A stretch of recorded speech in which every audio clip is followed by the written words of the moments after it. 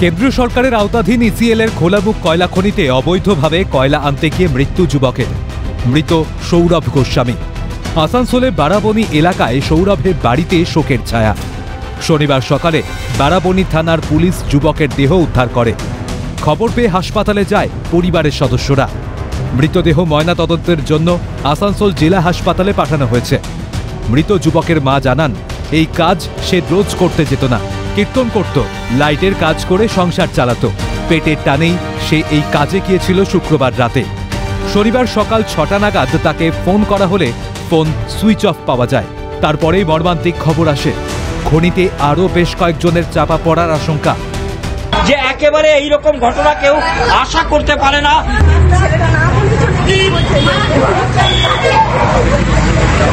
গোটা পাড়া কিন্তু একেবারে ভেঙে পড়েছে এবং সম্পূর্ণ দায় দায়িত্ব নিতে হবে কেন্দ্র সরকারের যে সমস্ত নিরাপত্তা রক্ষী রয়েছে, সুরক্ষা কর্মী রয়েছে, তাদের যে এই খনির ভেতরে কি করে প্রবেশ করলো এবং বিভিন্ন জায়গা শিল্পাঞ্চলে কেন্দ্র সরকারের কয়লা খনি থাকে, সেখানে ফেন্সিং থাকে না।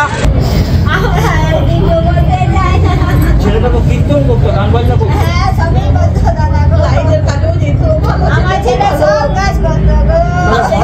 হঠাৎ এইরকম হলো, রোজ তো যেত না। মানে এদিকে পেটের টানে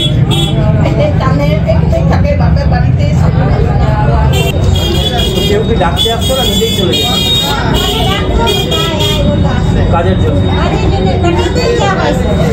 পুলিশ সূত্রে জানা গিয়েছে, মৃতের বাবা নিমাই গোস্বামীকে খুঁজে পাওয়া যাচ্ছে না। এদিকে ঘটনার জেরে আতঙ্কের সৃষ্টি হয়েছে এলাকায়। তদন্তে পুলিশ।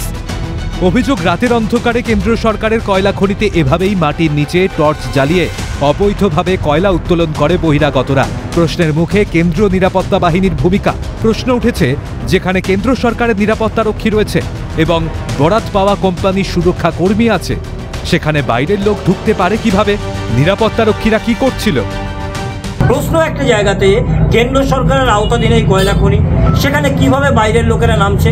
কেন্দ্র সরকারের সুরক্ষা বাহিনী রয়েছে, তারা কেন আটকায় না? কেন্দ্র সরকারের সিকিউরিটি গার্ডরা সেখানে মজুত রয়েছে, অথচ কেন্দ্র সরকারের ইস্টার্ন কোল লিমিটেডের এই কলিয়ারিতেই কিন্তু মানুষ নেমে বিপদ দেখছে এবং পেটের টানে সংসার চালাতে গিয়ে 2 পয়সা আয় করতে গিয়ে মৃত্যু হলো সৌরভের। এখন দেখার তার জন্য কে এগিয়ে আসে, তার জন্য কে হাত বাড়িয়ে দেয়। আসানসোল থেকে তৃণাঞ্জন চট্টোপাধ্যায়, ক্যালকাটা নিউজ।